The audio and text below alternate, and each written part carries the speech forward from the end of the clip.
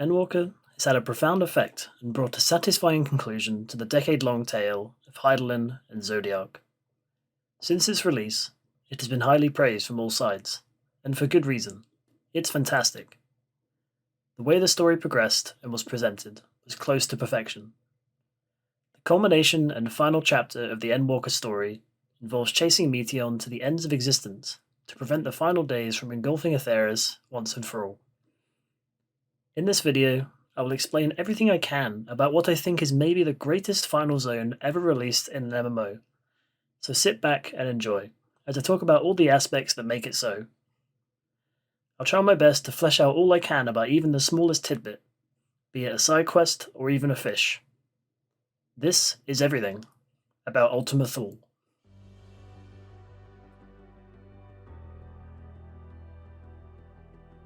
Once more, the remaining Scions resolve to move forward, past their friend's sacrifice. We make our way to the area southeast of the Aya's abode, known as the Tube. Alphino determines that the device found here is a portal, powered by the emotions of Y'shtola and Urianger, and we are able to activate the device to arrive at Ostracon Decahexi. Immediately upon arrival, the Warrior of Light is accosted by some machine-like beings, a level checker and an orb-like machine. After they are felled, the Scions arrive behind us and discuss the outlook of the new area. The appearance of this zone is again vastly different to the others, with even the floor being seemingly man-made out of hexagonal blocks. Much of this floor, however, is torn asunder in the area, presumably destroyed as the original star crumbled. In the distance, we also see what looks like another aetheryte, as well as an ominous circular structure floating in the background. As we navigate the area, Alphino and Alisaie venture off to scout the perimeter for ways forward, while G'rahatia and the Warrior of Light make their way towards the more central area. We venture forth, and during the search for more friendly inhabitants, we are once again attacked by a group of Overflow Omicron, who seem to be malfunctioning as they battle us. After this, we arrive at Base Omicron, where G'rahatia engages in conversation with a machine known as M032, who informs us that the planet on which we are now travelling is known, in our language, as Alphatron, and that the people of this world are known as the Omicrons. They also tell us that their current purpose is a preparation for war. However, they do not have a current target for invasion. G'raha suggests we split up and attempt to communicate with other Omicrons located around the outpost. We speak with M097, who tells us that the Omicrons outside the base do not take orders from Sir, one of the matrices used to command the Omicron troops for war, whose actual name is Stigma 1, the foremost commander of the Omicrons. We then speak with N0253. Here, there is somewhat of a revelation, as we discover that the invaders responsible for defeating the home of the dragons was none other than the Omicrons themselves. However, due to the nature of the war, the victory was bittersweet, as the planet itself was rendered barren and unable to be harvested, and that since the invasion of their planet finished, there have been no new orders from Sir. Finally, we speak with N0055, who seems determined to maintain a level of combat readiness, forever awaiting a new command from Sir.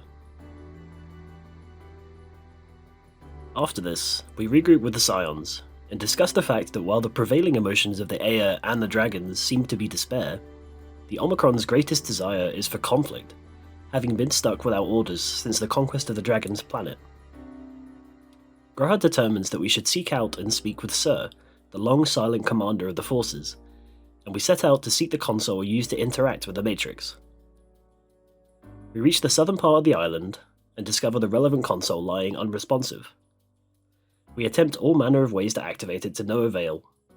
G'rahatia determines that as this was the planet that warred with the dragons, it stands to reason that it was the homeworld of Omega, a dangerous weapon that fought and wreaked havoc upon Shinru.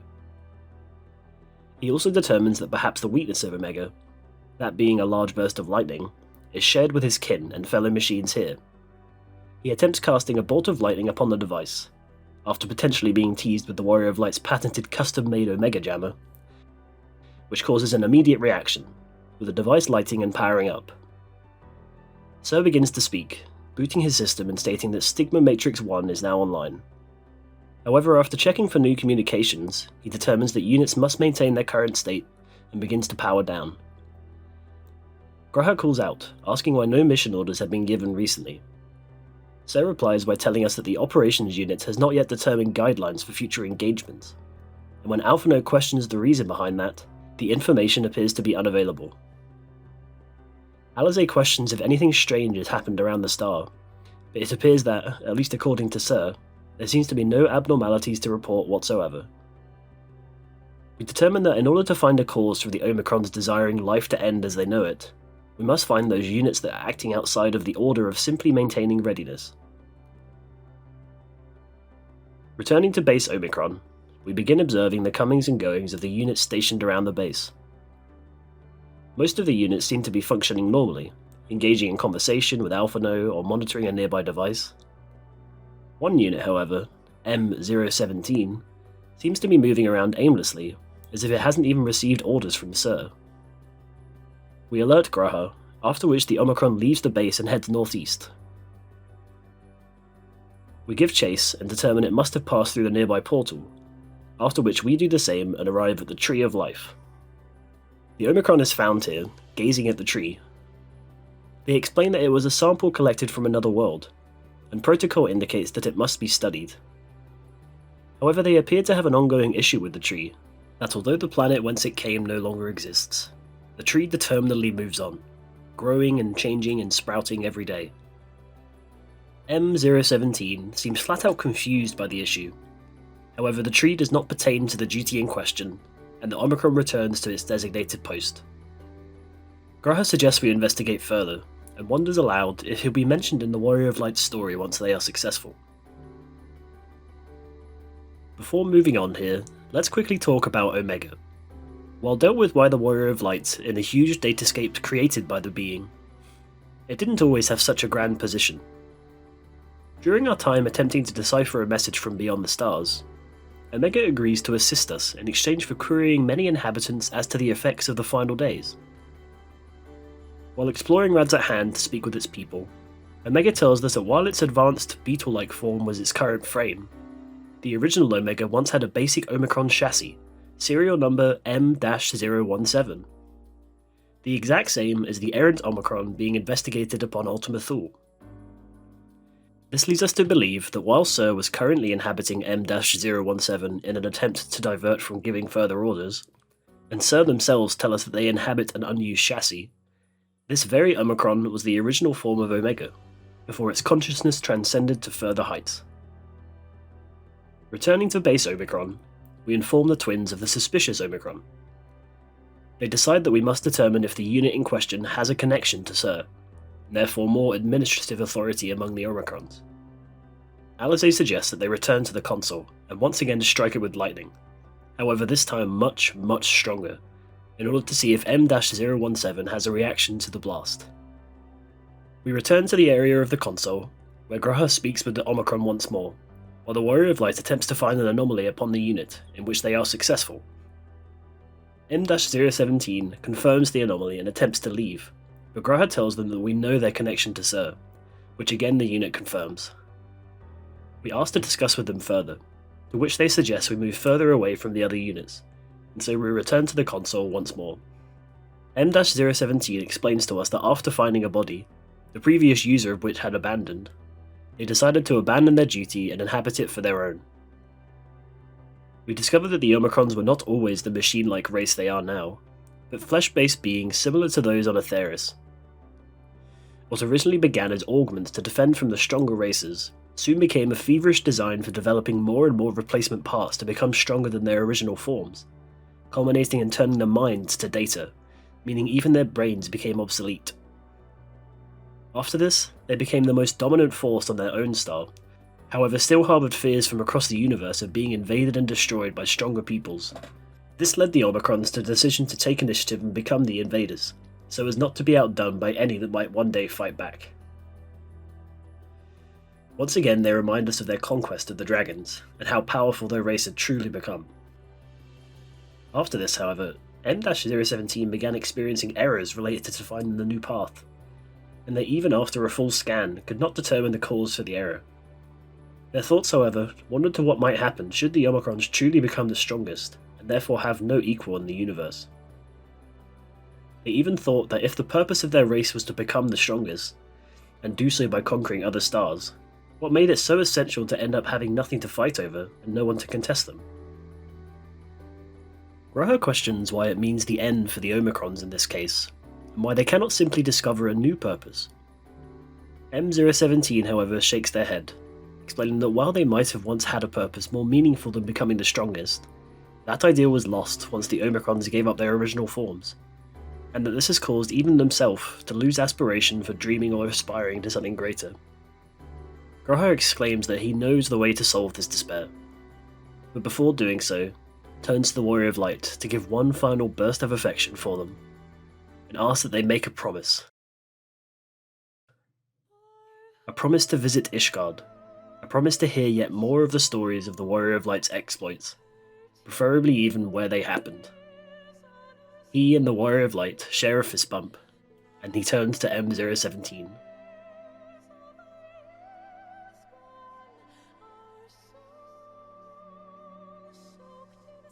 He puts to M017 a question of how we determine if we are the same person in the morning after a night's rest as the person who closed their eyes the night before. Should it be through memories, or perhaps even identifying the soul of the person that matters? For Graha, he explains that although he has before bound himself to the Crystal Tower, and even quite literally had his soul transfer between bodies, he finds himself asking what makes him himself. He has never found a true answer, but on the contrary to feeling confused about who he really is, he feels that he is the same as everyone else, not being stuck on the past or on the future, but happy to be in the present, standing by his comrades and seeing their progress day by day. M017 is doubtful, stating that it will be impossible for their people to discover or create the feeling of hopefulness any longer. Graha offers to tell the unit a story, one of a world on the brink, and of a man who, in the end, awakened to a grander reality. The unit backs away, shaking its head, and dynamis once more begins to form around the despairing creature, engulfing it. Once more we see Meteon's blackbird, and the dark cloud engulfs Graha. Alisei calls out, but Graha simply turns and smiles. The cloud consumes him, vanishing once again.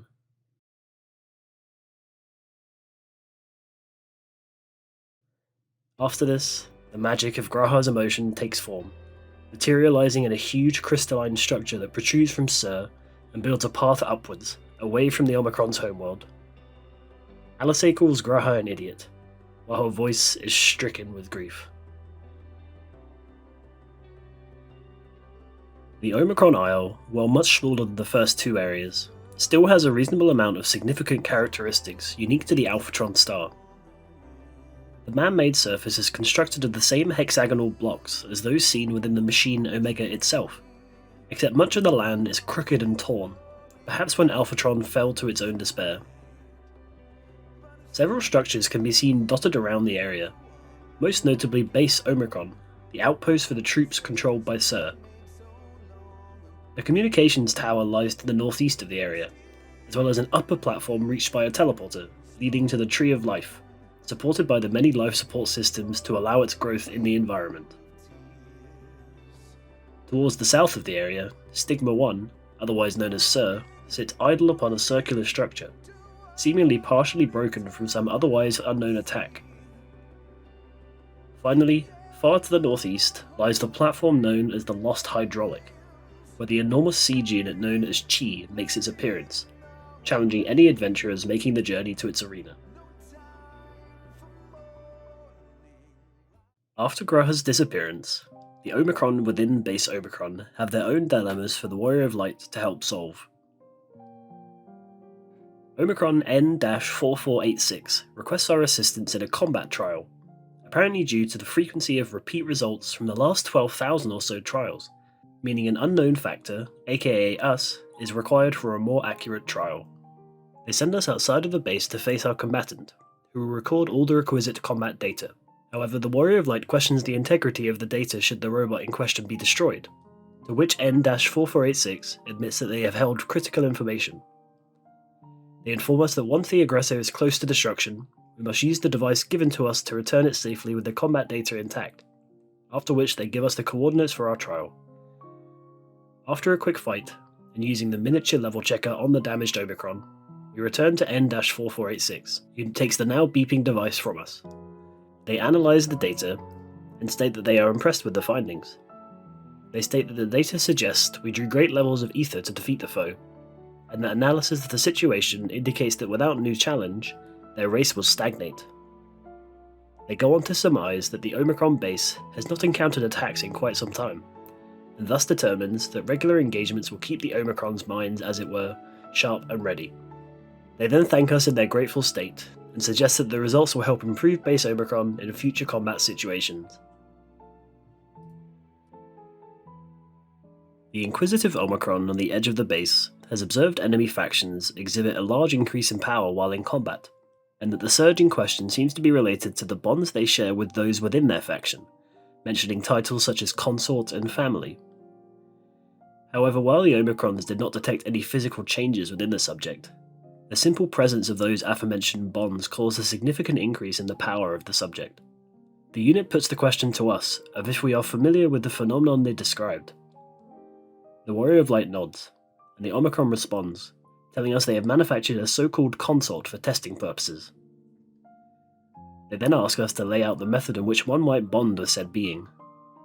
They leave the area to retrieve the consort, while we await their arrival. Once the new unit arrives, the Omicron introduces them to us and questions how to proceed. Should the Warrior of Light suggest giving the unit a pet name, the Omicron will state that the unit's name is Test Unit 0043. However, after scanning previous data from enemy factions, we'll assign the new pet name as My Beloved. Should the Warrior of Light that they state they need to grow closer, the Omicron takes it quite literally, moving in towards the new unit until they notice a dent on the frame of it. They state that the impact on functionality is inconsequential, and after another cross-reference, also decide to name the unit as My Beloved, again referring to the enemy faction's behaviour. After this, they thank the Warrior of Light and begin Phase 2 of the experiment. My Beloved leaves, and the inquisitive Omicron states that the next test is to determine if the loss of My Beloved will help increase the combat capabilities of the former. They plan to do so, however, by forcing My Beloved to self-destruct, shocking the Warrior of Light. After experiencing no difference in feeling, the Omicron requests that we investigate My Beloved to determine if they have indeed self-destructed, and if so, to bring back their remains. We head to the east to collect the remains, and then return to the inquisitive Omicron. Handing over the parts, they state that while the self-destruct was of course successful, the results of the experiment were less so. They tell us that they will attempt a similar trial with family instead of consort, and once more thank us for our assistance. An Omicron guard has a request in the centre of base Omicron, who has received orders from Stigma 1 to patrol the area surrounding the base. Believing that these direct orders override any others, they wonder as to why, after scanning the area preemptively, should they patrol said area when they found no sign of enemy movement. They then request help regarding a way to follow their orders, but still preserve their energy for something more urgent. The Warrior of Light can tell them to try singing, to which they reply that although they cannot adjust the inflection of their voice, they can try moving in time to the data of said music. The Warrior of Light tells them that this is known as dancing. If the Warrior of Light suggests that they forget to patrol, they state flatly that this conflicts with their orders directly, and the Warrior of Light can finally simply request that they dance. In any case, the Omicron requests an example of said dancing in order to simulate the movement properly. The Omicron, a little confused, is unable to calculate the difficulty of replicating such movements, however determines that the example given is in line with their request, and so prepares to gyrate their joints, while asking too if the movements are possible alongside other units. The Warrior of Light nods tentatively, and the Omicron sends orders to subordinate units to meet outside the base. Here we see a trio of Omicrons attempting to dance together. However, the guard infers that the precise movements shown by the Warrior of Light are too complex for the movement range of the Omicron units, and so request we re-examine the movements of the Omicron ourselves. We see a first-hand performance of the Omicron dance, after which the guard reviews that the difficulty of dancing was much higher than expected. They do however glean a positive light, as they see potential applications for combat. The trio dances on, around on their patrol area, and we close in to prevent excessive dancing. The guard requests an evaluation of their performance, and in either case for the Warrior of Light's response, the guard is grateful, returning to base Omicron once again. Speaking with them a final time, they state that future iterations of the dance will have appropriate exit conditions, rather than dancing on until commanded to stop, and they thank us once more before spinning their way out of base Omicron. Unlike the fates on the previous sections of Ultima Thule, the ones located on the Alphatron area are all intertwined, related to a mighty machine known as Chi. N-6205, an Omicron northwest of the base, is attempting to retrieve memory data from Chi, but the communication device at present is unable to make contact. They request that we collect as much scrap metal as possible from the nearby machines, or otherwise the parts strewn here and there, so that they can upgrade the transceiver and attempt to send a signal to Chi, call the siege unit to Ultima Thule. Once the Omicron receives enough scrap, they proceed to Phase 2 of the operation, heading towards the east. We find N-6205 again to the east, this time requesting combat support in its attempt to send a signal to Chi. The Omicron needs time to process the signal, however, and requires us to defend them until the connection is established. Many overflow Omicrons, operating on an order contradictory to that of N-6205, attack adventurers and the Omicron itself while they attempt to transmit the signal. Once the unit is successfully defended, they announce the successful connection to Chi, transmitting their coordinates and beginning to await the siege weapon's arrival. They then leave, proceeding to the third stage of the plan. Finally, on a remote platform to the north of base Omicron, we find N-6205 again, face to face with the siege unit itself. Chi is an enormous unit, armed to the teeth with dangerous weapons, lasers and cannons and missiles galore. It takes many an adventurer to tackle the huge machine, as it wreaks havoc upon any upon the platform. It uses its various lasers to blast areas of the arena, whether in an area around itself, in front or behind, or the area underneath its chassis. It uses its bouncing bomb to have an explosive travel outwards across the arena, increasing its area size as it travels. And finally, it uses the bunker buster, placing targets for missiles in different volleys, each hitting certain parts of the arena in the order they appear. Once Chi finally falls, N-6205 confirms the acquisition of the memory data they sought. They then thank the victors of the fight, declaring that the data in question will advance future protocols in a distinct way, and then leave the platform and the remains of Chi. The bolts obtained by defeating Chi can be used as currency to trade for an adventurer's own level checker mount, which carries the user inside the screen on the strange machine.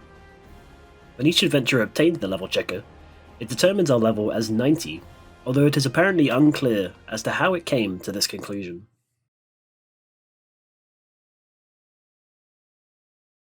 Now, you might be thinking, but Hash, there are no fish dedicated to the Omicron Isle, and you'd be right.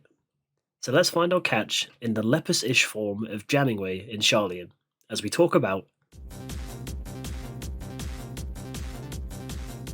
Jammingway, the Leporate responsible for communications upon the Ragnarok, tells us of an important matter concerning a reconnaissance probe sent to Ultima Thule, which to the Leporate's great surprise, received an urgent distress call from an unknown entity. Jammingway asks us to meet at Thormazine in Labyrinthos. Meeting with the excited Leporate, he tells us of the newfound connection involving the Ragnarok, that while the original trip to Ultima Thule consumed enormous amounts of ether, a seemingly final gift from Hydaelyn, or perhaps even Meteion, allows the ships to simultaneously exist in both locations. Jammingway, however, insists that it matters not how much sense this makes to us, and we follow him to Ultima Thule. He exclaims the proof of the ship's simultaneous existence, explaining that the conduit between the two vessels allows us to teleport between them easily. However, once more due to the ease at which beings can travel to Labyrinthos, Jammingway theorizes that the threat indicated by the distress call may endanger Thormazine and more, and asks us to proceed to base Omicron to find the source of the signal. We find the source in the form of N-7000, a standard Omicron unit that greets us on approach. Jammingway is somewhat annoyed, as the so-called bucket of bolts appears to have tinkered with the Leporate's automaton. After some back and forth arguing, in which N7000 calls the device primitive, Jammingway asks to hear of the warning that Omicron sent forth. N-7000 tells us of the irregularity detected after our encounter with the Omicron known as M-017, and that an enormous burst of energy came forth, remnants of a lost world. They go on to explain that although the burst did not cause any significant damage, it came with a message directly from SIR, or Stigma 1 itself. A single message: live. N7000 goes on to tell us that this message affected the sensors of Stigma 4, which reactivated upon resonating with the message, and immediately proceeded creating weapons of mass destruction once more. The Omicron then informs us that its calculations confirm a 99% chance of invasion of our homeworld once production finishes. The Warrior of Light can comment that you can't produce weapons if you're exploded, or suggest that removing its power source could help. Either way, N7000 explains that Stigma 4's production is necessary to the Omicron's existence. Destroying the unit would directly contradict the order from Stigma 1. Jammingway suggests we simply change the unit's mind, and the Omicron agrees that this may be a meritable plan. They suggest we attempt to delve into the neural core of the Matrix, and attempt to convert a memory of a great victory to that of a near-eradicating failure. To do so, we must access a virtual environment in order to transform a previous memory as to prevent Stigma 4 from preparing an assault, and N7000 requests us meet at the access point.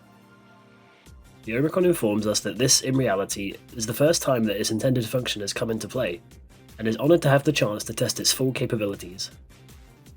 It has also successfully managed to open the interface with Stigma 4, and now all that remains is for the Warrior of Light to enter the simulation and traumatize the memory from within.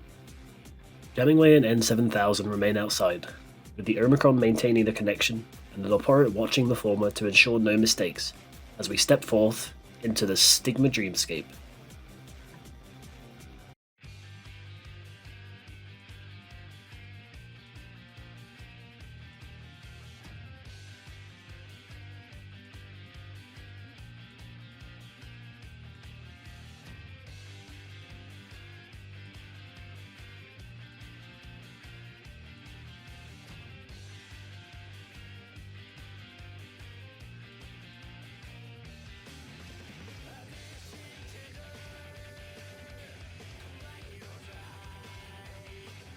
As we enter the dungeon, we appear to be within a simulation of the Alphatron star itself, witnessing the final civil war amongst the Omicrons.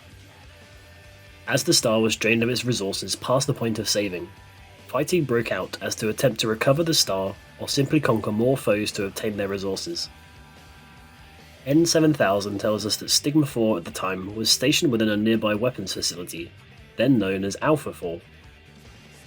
As we proceed into the factory, we learn that the Matrix at the time produced huge amounts of Omicron units to prepare for invasion, as Stigma 4 took the side of the subjugators.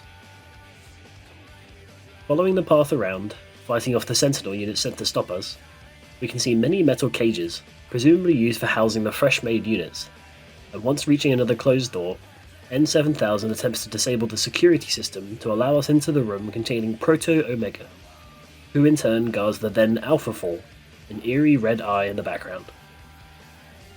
I won't go into too much detail of the mechanics of each boss, as this isn't exactly a full-on lore video for the dungeon, but the unit uses abilities akin to that of the real Omega, the side lasers and missiles being notably similar. Proceeding through the teleportation construct, we find ourselves on the star of Gordona, the first planet overtaken by the Omicrons for its vast resources. We can see this planet held many precious minerals and veins, as indicated by the minecarts and glowing crystals strewn around the path. As the party proceeds through the area, we see the Omicrons overcoming many of the Gordona Guardians, defending the precious minerals, and in turn the Warrior of Light defeats the invading Omicrons in a further attempt to defuse any effort to invade Atheris. Heading into a large opening within a huge mineral rock, we find the Arc Lambda, and N7000 explains again that the unit was created purely from locally sourced materials, as became the standard for new units created by the Omicrons. The Arc Lambda will dash across the arena and aggressively spin its wheel to attack large parts of the arena, as well as occasionally shooting multiple laser beams from its body. Once this unit falls, Stigma 4 retreats once more into the final memory bank, and the party follows with haste, finding themselves upon the Omicron's greatest conquest, the Dragon Star. Immediately we can see a large Omicron facility in the distance, a presumable base of operations for the invasion of the star, and where Stigma 4 now resides. Sliding down the nearby hill, we come to the entrance of the base, and N7000 informs us that through the capture and following study of the dragons, Stigma 4 learned the principle of adaptive evolution.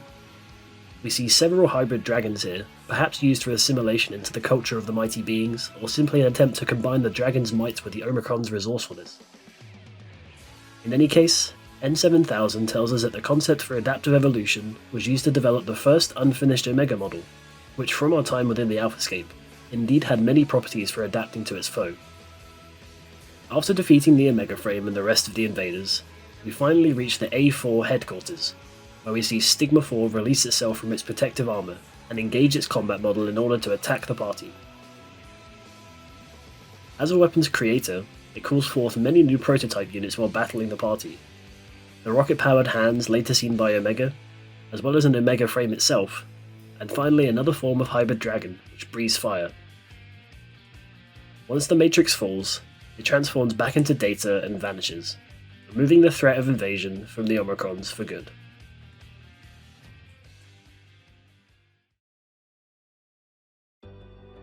And with the threat to Aetheris beaten back, that brings us to an end of the Omicron's constant journey for subjugation. While these creatures are of course machines with a level of sentience, the ancestors once held bodies perhaps similar to our very own.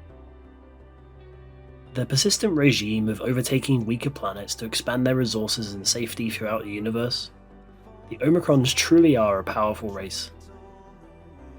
But the few we managed to help gain a new perspective on the larger bounds of existence seemed truly grateful for it, and even left having learned a unique lesson about emotions they may have had a long time ago.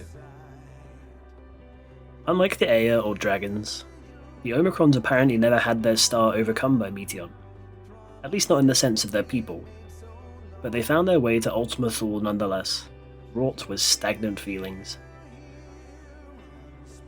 I hope you enjoyed this video. I'm sorry for sounding a bit sick in this one, but I really wanted to get it done because I've really loved making them. If you did enjoy it, leave a like on the video and subscribe to the channel for more Final Fantasy XIV lore. And I'll see you in the finale, as the trio of Scions ascend towards Meteon, and at the very top of Ultima Thule, the Dead Star.